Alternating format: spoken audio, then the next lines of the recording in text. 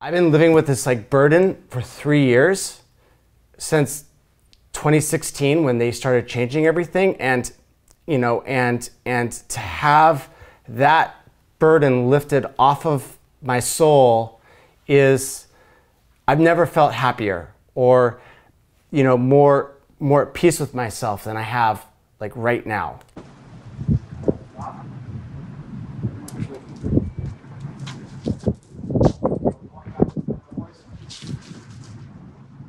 The police didn't announce themselves. I decided that I'm just not going to talk to them. So, why are the police outside your home in San Francisco? And so, what I did is I put out a dead man switch. People are like, well, you're brave. It's like when I'm coming and explaining what Google was doing, this is an act of atonement, okay, to make my conscience clear. They're not an objective piece. They're not an objective source of information. They are a highly biased political machine that is bent on never letting somebody like Donald Trump come to power again. The Google whistleblower has come out of the shadows, this time releasing a large cache of remarkable confidential Google documents that expose Google's political bias and a scary progressive social agenda. My name is Zach Vorhies, and I was an employee at Google for 8 years. And the reason why I collected these documents was because I saw something dark and nefarious going on with the company. I felt that our entire election system was going to be compromised forever by this company that told the American public that it was not going to do any evil. And I saw that they were making really quick moves, not only in the documents, but also in the internal speeches that the executives were giving to the company, that they were intending to do that. They were intending to sculpt the information landscape so that they could create their own version of what was objectively true. It was June 24th. Project Veritas released an investigation that included an interview in the shadows with Google insider Zach Vorhies. Within days, it seems, Google was on to him. What happened since you and I last spoke? There's a lot of stuff that happened since you and I last spoke. I went back to San Francisco and I laid low. And then out of the blue, I got a letter from Google indicating that they knew what I had done. And that letter contained several demands. 6 of them, in fact, asking me whether I retained documents, asking me to list the people that I'd given the documents to, and requesting access to all of the data, all of my personal data, my laptop, my backup hard drives, in order for them to come in and start scrubbing all of it. So we have the letter in front of us, and I have a copy of it here. This letter does make a few demands. It asks you to cease and desist. It asks you to comply by a certain date, no later than Friday, July 26th. Did you? I did. I did comply. And I complied honestly. What did you do? What I told Google is that, yes, I had retained some of their files. And I told them that, yes, I had sent it out. And I told them truthfully that I had sent their files to law enforcement. What law enforcement agency did you send it to? The law enforcement agency that I sent it to was the Department of Justice Antitrust Division under Attorney General William Barr. But according to Zach, Google's attacks on him had only just begun. A Twitter troll outed him as the leaker, saying, "By the way, Zach, shouldn't you remove well-employed tech geek from your bio, Mr. Leaker?" So who do you think one snowflake is? Well, I had my suspicions that it might be an insider from Google, since that information that he posted wasn't public. After I realized that Google knew who I was, I started going to lawyers and attorneys and trying to figure out what Google's likely next step was going to be. And both attorneys that I talked to both said, this is the first step in having your life ruined. They're going to come after you. And so I realized that this is what was coming to me. So what I wanted to let them know is, look, I've got your data. Yeah. And so what I did is I put out a dead man switch. so that in case they were going to either try to destroy my life through the legal system or that they were trying to just, off me because, I'm exposing a really big thing, how they are tampering with elections. I wanted to let them know that, hey, look, if something were to happen with me, then these documents are going to be released immediately. And what is a dead man switch for those who aren't familiar with that? So a dead man switch is something that people that have information about a corporation or somebody else and they're concerned about their personal safety and possibly their life. And what they do is that they let that entity know that in the case that they get offed, that the information will be released to the public. Mm-hmm. And so I set up a dead man switch to trigger in the case that I was killed or assassinated. And so I let them know that I was willing to do that and to protect myself. The next day, the police began looking for me in 2 different locations. So Google decided to do a wellness check. And from what I've understood from other attorneys is that they're trying to establish that I've got some sort of mental problem in order to make their case easier.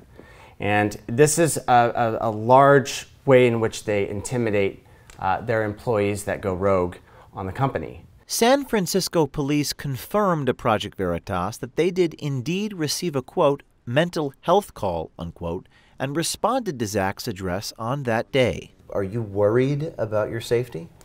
I was because, because the documents hadn't been released yet, the value of taking me off the chessboard was really high.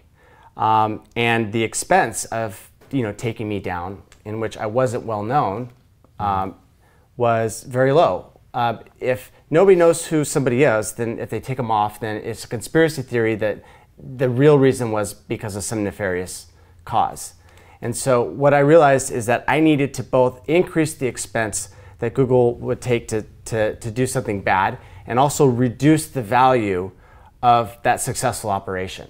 And so I decided that the best way to reduce the return on investment was to come public, release all the documents, and get the target off of my back. And so that's what I did, and that's why I'm here today. Now, this is a confidential document, correct? Yes. This is not a document that Google has come out and admitted that this is their process. That's correct. And in this document, it says, I'm going to read from it. In fact, if you brought this up without the document, they would say that this is a conspiracy theory. Wow. The internal Google documents from the story given to us by Mr. Vorhies reverberated through the halls of Congress. In this Project Veritas video, which I did watch last night, they allege that there are internal Google documents, which they put on the video, and this is what it said. For example, imagine that a Google image query for CEOs shows predominantly men. Even if it were a factually accurate representation of the world, it would be algorithmic unfairness. In some cases, it may be appropriate to take no action if the system accurately affects current reality, while in other cases, it may be desirable to consider how we might help society reach a more fair and equitable state via product intervention. What does that mean, Mr. Slater? What do they mean by that? So what they want to do is they want to act as gatekeepers between the user and the content that they're trying to access. So this information about algorithmic fairness was given to Project Veritas by you. That's correct. How did you obtain this document? So these documents were available to every single employee within the company that was full-time.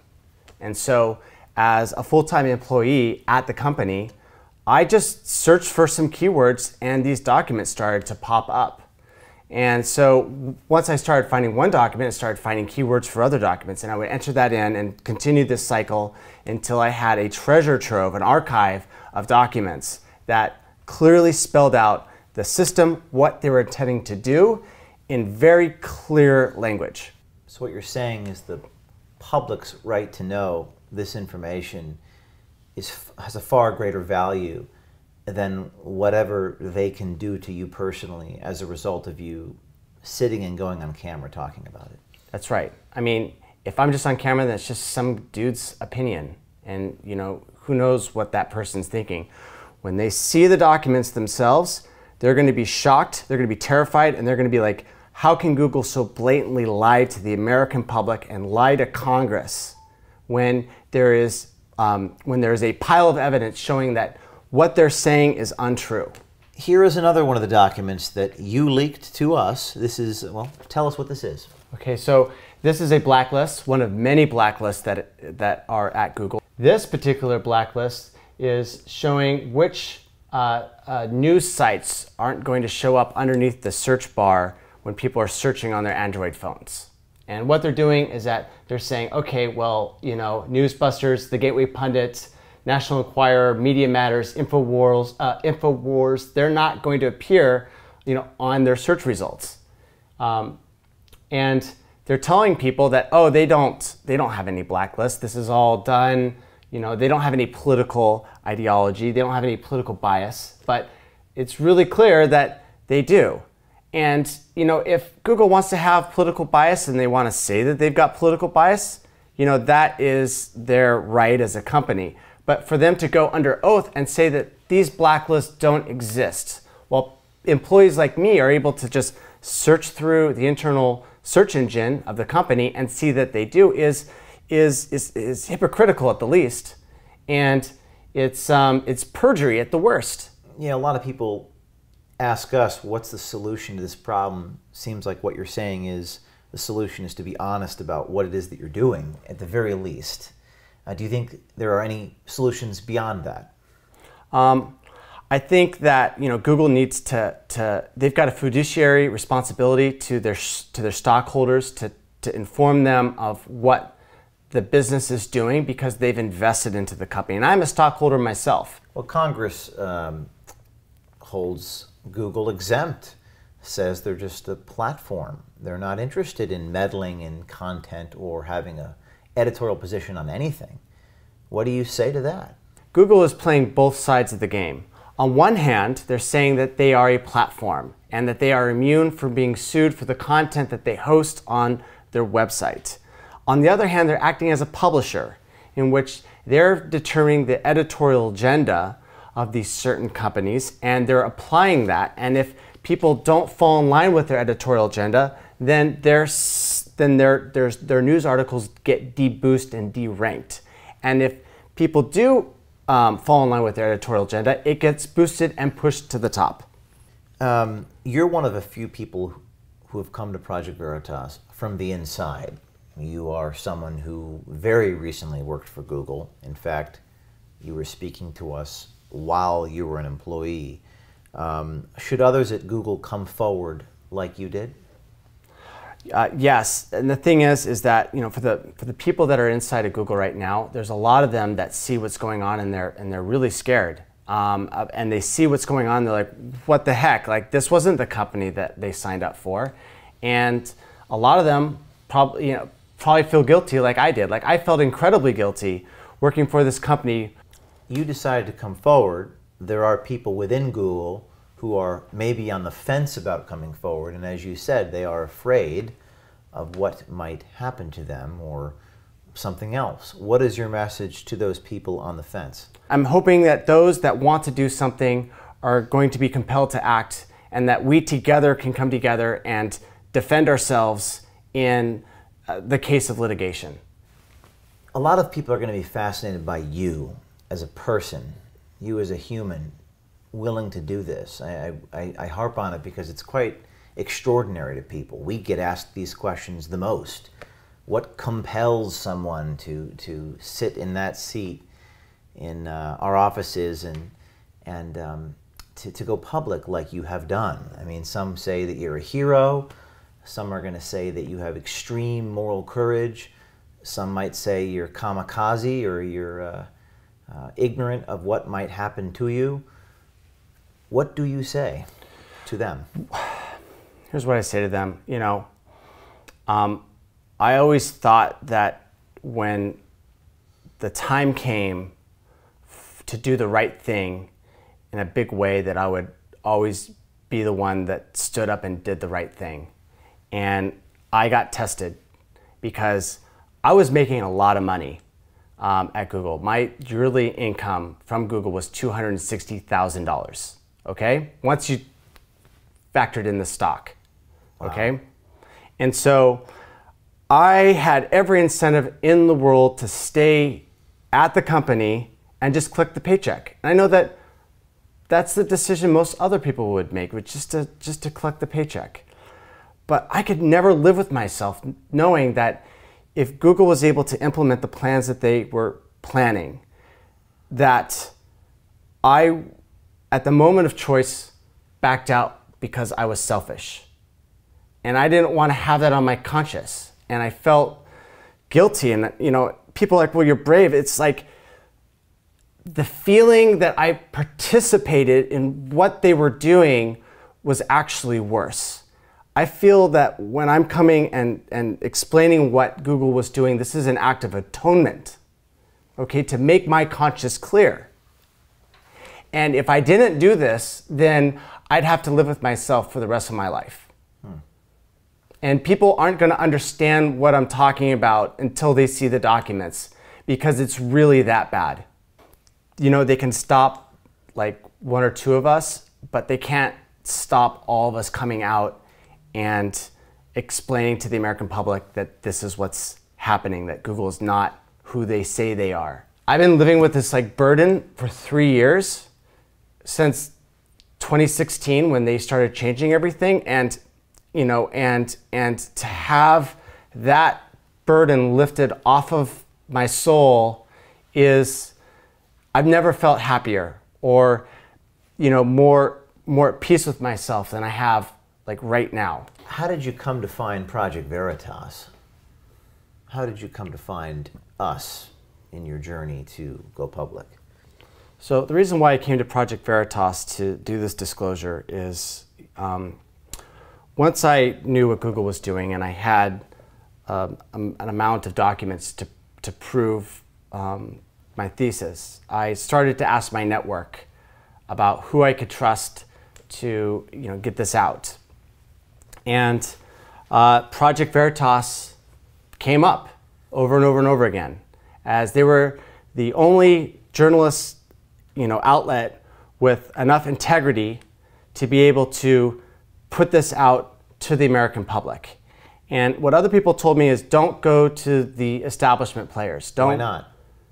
Because the New York Times and the Washington Post stab people in the back. They've long given up their investigative mandate. And they're not, you know, the legitimate news is coming from the ground up. And they're at this point just picking it, you know. Right. But the real news is made by outlets like Project Veritas that does real investigative journalism and has, you know, ethics and morality and wants to see America thrive.